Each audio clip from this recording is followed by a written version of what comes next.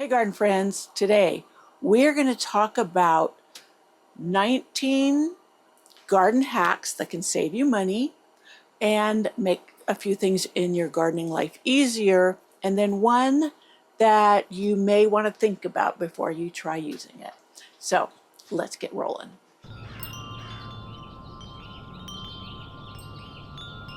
Yeah, this one, this video I wanted to make for a while, and I thought it was good because I have a few years worth of videos, and some of them have some garden hacks, as people call them, or tips and tricks that you might find useful. So having them all in one place like this is really helpful, and there may be some I missed. So also on my blog, flowerpatchfarmhouse.com, I have more things. You can go in there. If there's something you're looking for, put it in the search bar and it may pop up for you. You never know what might be there that you would enjoy. So let's get rolling on this. Now, a very popular one that I did is ground covers in place of mulch. There's research that tells us that having the roots of ground covers, etc., in the soil outweigh the benefits of mulch and act like a living mulch. And in that video, I shared with you several that grow very low to the ground. These aren't taller ground covers, or what some people call ground covers because they spread. These are very low growing, and they'll be beautiful underneath roses, in pathways, between stepping stones, but they benefit the soil greatly, and the soil microbes, etc. And most of them are super easy to grow. And so I shared that in there. I can't remember how many there were, but there were quite a few, and there are more out there. So make sure you check that out and see what you can use in place of mulch. Now, I wanted to step in here and say, too, I am an avid organic gardener. I like doing things nature's way and helping my soil, the earth, etc., by using organic methods. And there's one thing I wanted to point out that some people may not know. Now, when you buy bagged mulch from big box stores or anywhere, even at nurseries, some of them are dyed, like the black mulches out there. Those dyes do contain toxic chemicals that get into your soil when you use them as they break down. I know some people aren't aware of that, so please do try to get mulches that are not dyed and that just contain natural elements that will help your soil, help your worms, help the earth, because those toxic dyes, chemicals for dyes, they could leach out and get into waterways, etc., and then cause a problem. So just be aware of that. If you need to use mulches or want to use mulches, they are pretty. I think the black is really pretty because it really sets off the color of the plants, but just be aware, if you do use them, that they do contain chemicals that can leach into your soil. So no judgment if you use them, that's your thing. I'm not here to tell you what to do, just to let you know what you might want to be aware of. So, okay, so the one video on, and I have a blog post too, on my DIY composter that isn't ugly. I built one to look nicer in the landscape. Now, it's made with fence boards. It's super easy to build. No rocket science to it because I'm not a carpenter, but I do enjoy tools and I do like working with wood. And this is a really super easy one you can build. Now, the first one I did had the fence boards all the way around it on all 4 panels that I put together. And then later on, when I built another one, I used hardware cloth on one side because I ran out of fence boards and I had the hardware cloth. And that worked really, really well. So, and even that wasn't ugly. But it wasn't these black plastic cubes that don't look that great in the garden. I have one. It composts well, but I don't think it's the prettiest thing on the earth. And so the fence board one that I created is much more attractive. Now remember, to get good composting action, you need a 3-foot by 3-foot cubed area. So that's what this one is built on, that measurement, so that you get the best composting action out there. And I just fill it up with garden debris through the summer as I'm cutting things back. And then I'm dumping chicken leavings from the chicken pen in there with it, and it composts down through the winter perfectly. I don't have to turn it. If I want to, I have one of those corkscrew things that turns, and it easily turns in the pile and turns it. I'm not one for shoveling to a next bin and all of that. I'm too lazy. And I get good results anyways. So another trick that I love is using alfalfa as mulch or as a soil enhancer. Alfalfa is wonderful if you lay it down thick enough. I get the big bales, and I just found that Tractor Supply has bales that are contained in plastic wrap. I prefer getting the bales that just have the baling wire around them, but we have a truck that we can haul it in. But if you want to get the compressed ones from Tractor Supply, you can use those too, and you can throw them in your car without fear of getting alfalfa everywhere. But yes, and there's something in alfalfa, and it's in that video, of it helping seedlings. There's something in alfalfa that enhances seedling growth and helps with all of that. I use it around my vegetables at the base, and I've used it in pathways because I would take out big thick flakes of it the size of the bale and just lay it out as a path, and it blocked all the weeds. And come summer, when I wanted to put something else there and I'm starting to rake that up, what's left, because it does decompose, there is just worms under there like crazy. So yeah, they love it too. So alfalfa in the garden is mulch, or as I said, soil enhancer, because it does get worked into the soil over time.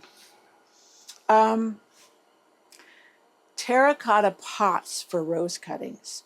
The larger terracotta pot that has the drainage hole that's not blocked, and then you put a smaller terracotta pot in it that you have like a cork or something in the drainage hole. And then there's probably 1.5 inches, 2 inches around between the two pots. And then you fill that with your potting medium, or I use horticultural sand or builder sand, or a mix of potting soil and builder sand. And then you put you stick, as it's called, the cuttings in that space in the soil or the potting medium, and then you fill the center terracotta pot with water, and it keeps it moist enough without being too moist for the cuttings, the soil that's between them. And what is great about that is I had really great success with my cuttings of roses in that type of thing. And it's basically hands off. You don't have to water. You just keep that middle terracotta pot filled, and it does the watering. It leaches out into the soil beyond without overdoing it. And I will tell you a warning is a lot of cheaper terracotta pots, they're not actual terracotta, so they don't leach, or it doesn't wick out. So if you get a terracotta pot, plug it, fill it up, and see if you can see the moisture on the outside of it. That will tell you whether or not. I have seen some where I broke one that wasn't working right, and it had some kind of gray, it was like concrete in the middle, and had terracotta coating. So that's one warning I would say, is make sure that it is real terracotta. But it works for roses. It'll work for so many other things. And it, like I said, it's pretty much hands off, because you don't have to worry about giving it too much water or not enough water. And it worked really well for me. Most of the cuttings, I think I lost 2 out of 10, rooted.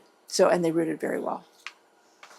I don't know how much of a hack this is, but it worked really, really well. And that's using Oya pots in containers. And so what an Oya pot is, it is actually a terracotta vessel. I'm looking here if I have one. Maybe I'll just show you the one. This is the box that I was going to take this out. But see, this is an Oya pot, and you fill it with water. It has a cork, and you bury it between your plants. I put it in a container that I have plants in the center, and the plants around it, and it waters for you. So it's getting consistent water, consistent moisture. Keep it filled, the Oya pot. I checked it in the hot summertime. I needed to fill it about every 3 days. to keep it filled. And I don't think I had to supplement water. I'm trying to remember, but it worked very, very well. So, and they also work like if you're going on vacation. I used them in the bespoke greenhouse because it does not have irrigation in there. I had to check it really frequently because they really were pulling the water from them. And I had a much larger one in the one vegetable bed with my peppers, and it did a beautiful job. And so if you struggle with getting irrigation somewhere or you're going away on vacation, these work very well.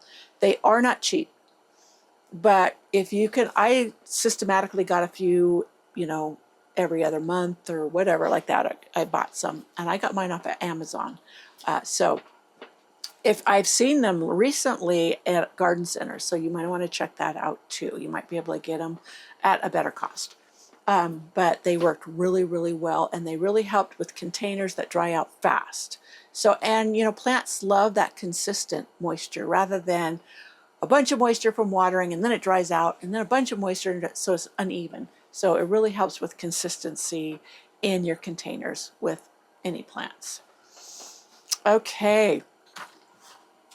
I had a video out, how to prune roses in 5 minutes or less. That was, I learned that at a presentation of a big rosarian that I had never heard of before, but he's supposed to be famous. And he shared how to do that. And I thought, wow, this is not rocket science. And he just showed you how to examine the plant, where to go in and cut first, what to do. And it was really amazing. So I shared that in a video as well, so that you can not be intimidated about pruning your roses. Okay. Container veggie garden. I did this one. I think this is the one in the window box. Yes, and I also had another one. There was the container veggie garden, and then I had a container salad garden. Now I'll show you both of those. Anyways, you don't have to have a big space to have a nice little veggie garden or grow some of your favorites. We eat a lot of lettuce, so growing lettuce is something I do. We eat a lot of salads, so the salad garden that I did in a wine barrel was really amazing. And the wine barrel was big enough that I could have the tomato, I could have the cucumbers, I could have the lettuce, I had sugar snap peas, everything you would, not everything, a lot of what you would like in a salad, and it did amazing. Okay, another one that really worked for me, this trick, and that was to plant gopher sensitive plants in pots in the ground. And I did that with my dahlias. I'm trying to find the pot I had sitting here. Yeah. So these pots are a nice size. They're bigger than the 1 gallon, what's called 1 gallon cans, but it's a little bit bigger around, but not too deep. That burying it is an issue. And I did dahlias. I did my echinaceas. I did my lilies. All the things that I found the gophers loved. Yep, I have used gopher cages. Those work very well too, but you have to buy a bunch of them. These were just recycled pots. With my dahlias, it was so easy. I just pulled them up come fall, cut them off, and I've got some here, and brought them in here to overwinter. So come spring, these will start to sprout. I can then dig them out and then divide them if I think I need to, or I can take cuttings and create more from the dahlias. Now I have a video on how to take cuttings from dahlias to make more. And I was watching one garden show, and it was really, really interesting. There was a garden, or dahlia grower, that's what he grew. And he said that the dahlia flowers from the cuttings were prettier than the ones from the parent plant. I don't know how well that works for us. I didn't compare. So I have taken cuttings. They're super easy to root. Give it a whirl. It's worth it because you're supposed to not have more than so many canes or stems on one dahlia tuber. They do better if you cut them back. I can't remember the number, so if you see that video, it'll probably tell you in it how many for a healthy tuber and healthy plant growth. So Yes, so planting Gopher Sensitive, which we were struggling a lot with gophers this past year. And that worked amazingly well without having to buy a bunch of gopher cages. Okay, I even have roses that I put in big pots, and I kind of sank them halfway down in the soil. So the rose has plenty of room to grow. And then the roots, I know, went down through the bottom, but the main root mass is protected from the gophers eating it. And I've never had a gopher kill one of those. I've had them nearly kill a lot of others that were out in the garden without protection, but the pots buried halfway in the soil or whatever worked very, very well. Okay, a very popular one is overwintering your geraniums. I have several that I overwinter. I have the name of that video is How to Overwinter Them 4 Ways. Now I have tried all of those ways, and I did a video where I compared the ones I tucked in the basement, the ones I had done indoors, the ones I did out here, the cuttings I took. So you can go and watch that and see which one worked the best. But a lot of people do that. A lot of people store on bare root in the basement or other unheated but place that doesn't freeze and have great success. Okay, here was one that surprised me. Milk for powdery mildew. It's a safer option than many other things out there. And supposedly it doesn't harm any of the beneficials. With other things that even if they're organic, sprays or whatever, they can still harm beneficials. So you had to be really judicious in how to use them. But the milk actually worked. Now, the ratio of milk to water that I used, there was a little too much milk because it left a spotting on the leaves that I didn't find attractive. So I would dilute it a lot more. And then try it that way. But one thing with powdery mildew is getting ahead of the game. So you'd want to start treating with the milk mixture before you saw evidence of it. If you know you struggle with it on certain plants, then start ahead of the time and just spray every 7 days. And as long as it doesn't have an ill effect on the coloration on the leaves or leaf ugliness, then go ahead with it. If it does leave spots that you don't like, then reduce the ratio, but keep spraying. And it worked. It worked for me as far as keeping the powdery mildew away. So that's a hack that you might find helpful. So another garden hack, sweet peas. Grow sweet peas in the cold. Put them in the ground before it has warmed up. And in the video I explained the benefit of doing that with the sweet peas, and you might be surprised at how much better your sweet peas do for you. Okay, now this one, I think probably a lot of people have shared it, but it's egg cartons for easy seed starting. Now I used the plastic ones. I think we got them at Walmart. Anyways, I don't normally buy eggs because I have chickens and they lay plenty of eggs for me, but they had slowed down and whatever. So I bought some in these, they're like 18 packs in the plastic egg cartons. And I thought, I'm going to try these. Others say they work. And I had always said, nah, they're not going to work. The soil is too shallow in them and it'll dry out too quickly, yada, yada, yada. I was wrong. It worked very well for me. I sowed coleus in them. Every single cell germinated. I was able to go ahead and let them get a little bit bigger before I potted them up where they weren't so teeny tiny, and it worked amazingly well. And I would do it again if I had those cartons. Right now I haven't been buying eggs, as I said, because I have my chickens, but it worked if you have some of those. Now, the cardboard egg cartons did not work for me. That because the cardboard would dry out too quick. The plastic would hold moisture, but the cardboard would dry out, or it would get like that green algae on it that was unattractive, and yeah, didn't work. But if it works for you, great. Okay, now another DIY or garden hack that will save you money is my easy peony supports.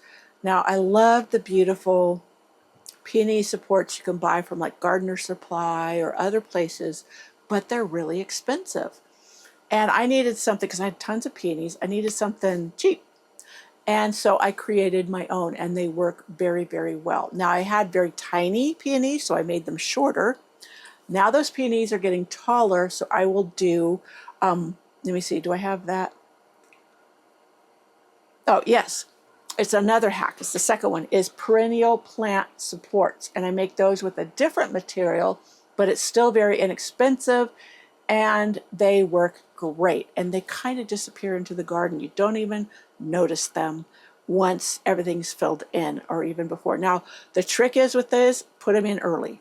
Don't wait until things start flopping, etc., to put them in. But the DIY easy peony supports, and the next one was the perennial plant supports.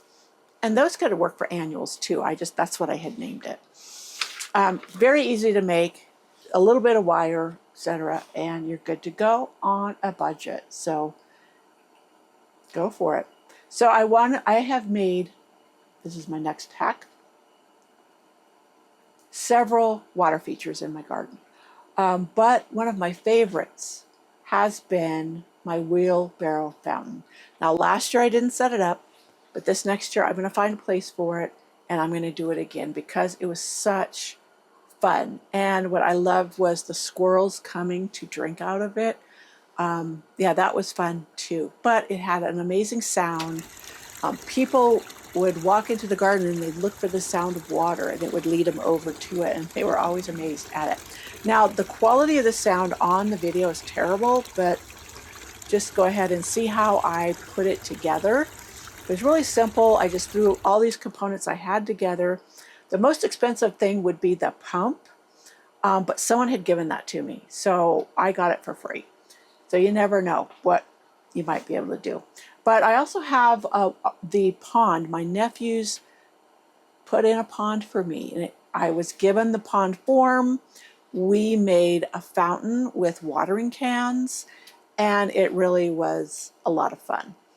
And last year I did not hook up the watering cans to flow into it, but I had one of those solar dish fountain heads, and that worked in it as well. I had tons of tadpoles last year, which was so fun in that. And I have a water lily, which I did not think. A friend gave it to me. I didn't think it would live in that little old pond through the winter.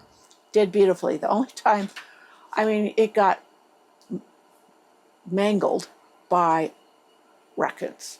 And I was so mad because it was blooming so pretty, and they got in there. I guess they thought there was something yummy in there for them to eat.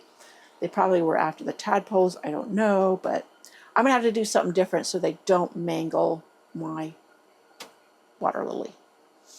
All right. Now, another video hack that I showed you was how to get tomatoes from cuttings. You can go to the garden center, and I know the vegetables anymore for a 4-inch pot or whatever are so expensive. If you're wanting to put in much of a vegetable garden, wow, those plants can set you back.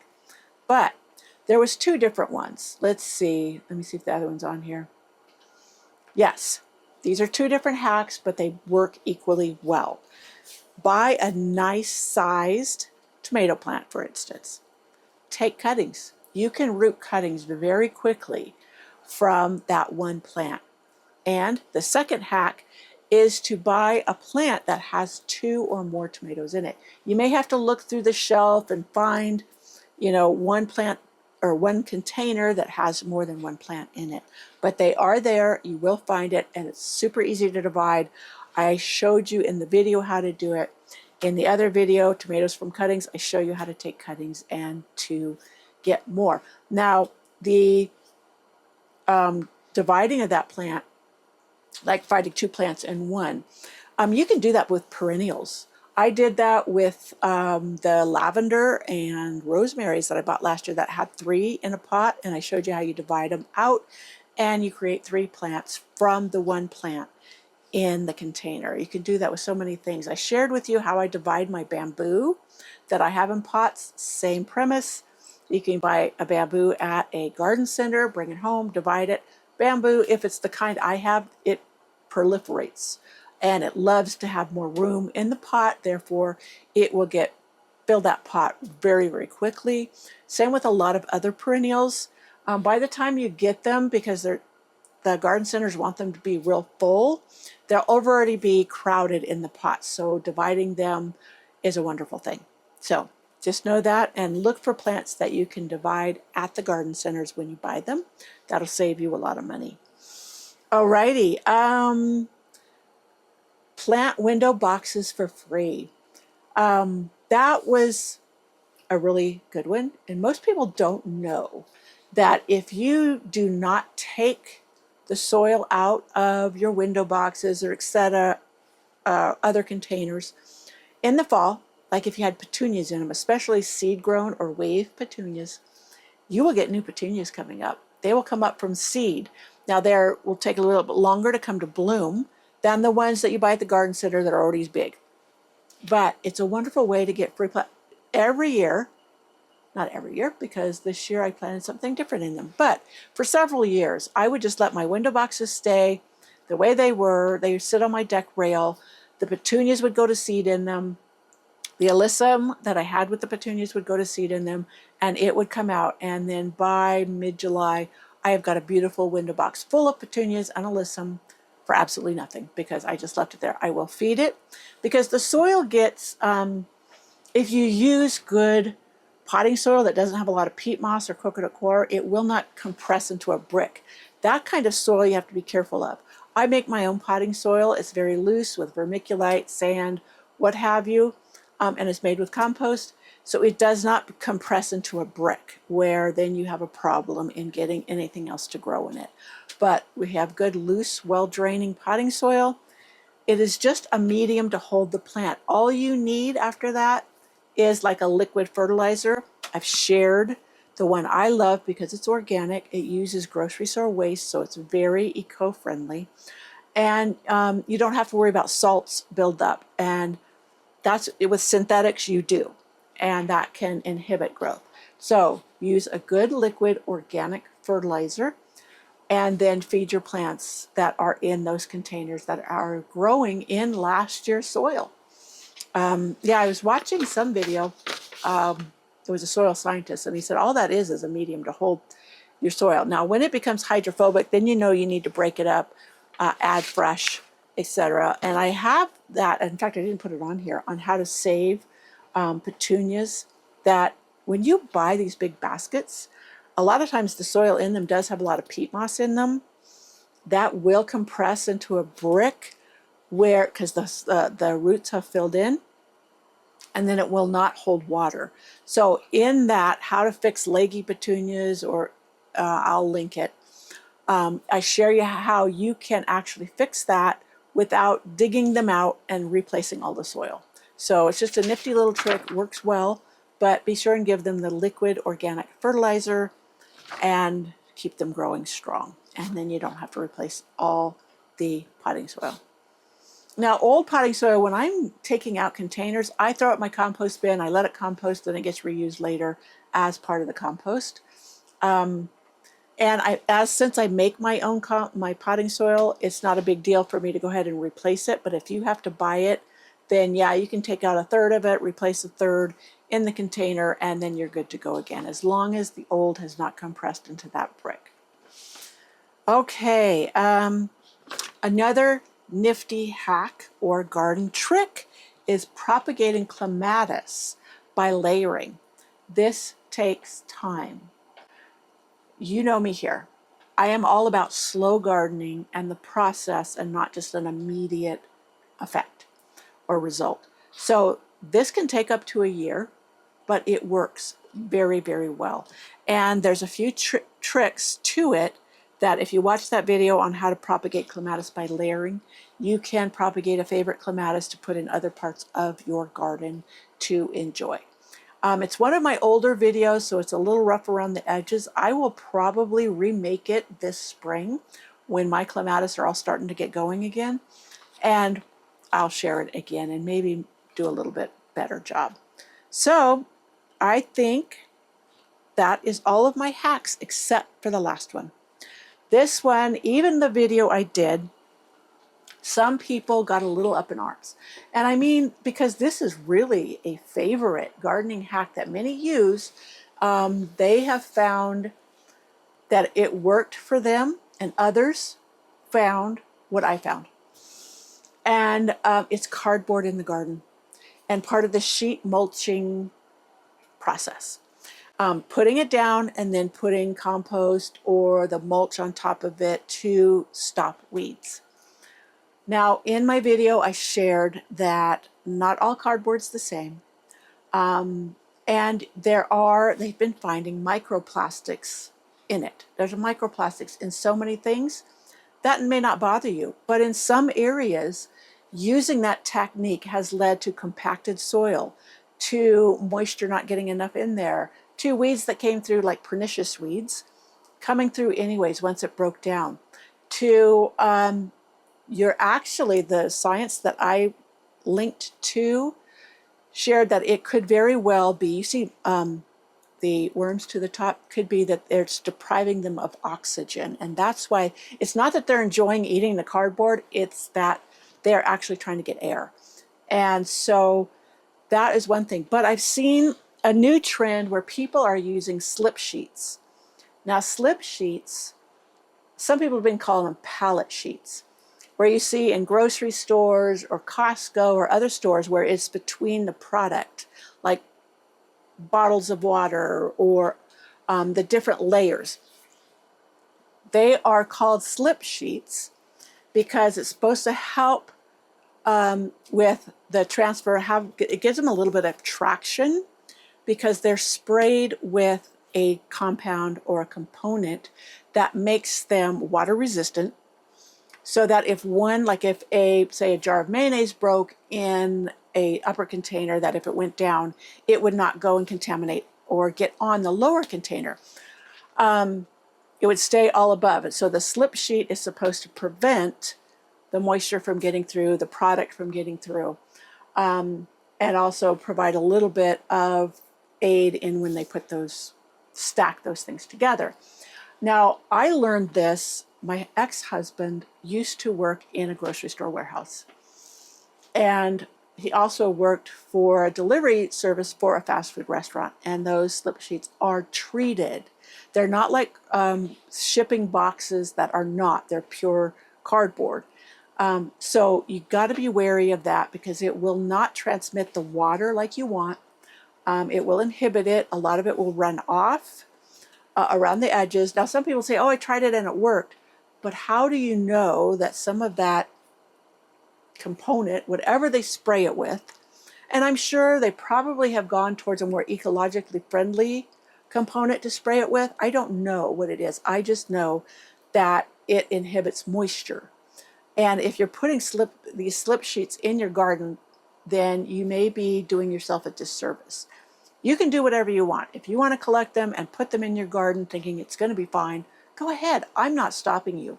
But for those of you who want to go and do things right by your soil and organically, you may wish to avoid using either cardboard boxes or those slip sheets, but especially those slip sheets.